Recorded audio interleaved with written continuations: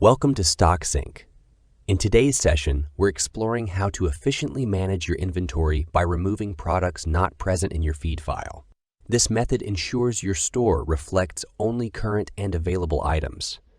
Using the trigger by Not in Feed Connection, initiate the process by selecting New Setup. Then choose Remove, Delete, or Archive Unwanted Products. This action sets the foundation for your feed dedicated to inventory management. Select for the trigger by Not in Feed Connection method.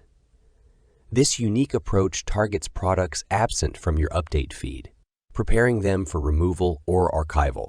Select the update feed you wish to compare against, identifying which products are missing and thus subject to removal from your store. Progress to the next step. Note that mapping for this process is predefined, streamlining your setup. The subsequent filter page is optional, granting you the flexibility to exempt specific products from being deleted or archived. For a deeper understanding of filters, consider viewing our dedicated tutorial. In the advanced settings, the default action is to archive products not found in the feed. This applies solely to single variant products, but with partial match enabled, products with multiple variants can also be archived.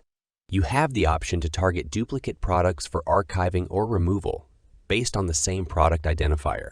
Additionally, choose to archive or remove products only if their quantity is 0 across all locations, enhancing inventory accuracy.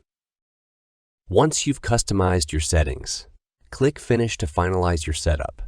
You're now ready to execute the process, effectively cleaning your inventory by removing or archiving products not listed in your feed. Thank you for choosing StockSync for your inventory management needs. This guide to removing products not present in your feed ensures your store remains up to date and accurate, reflecting only available merchandise.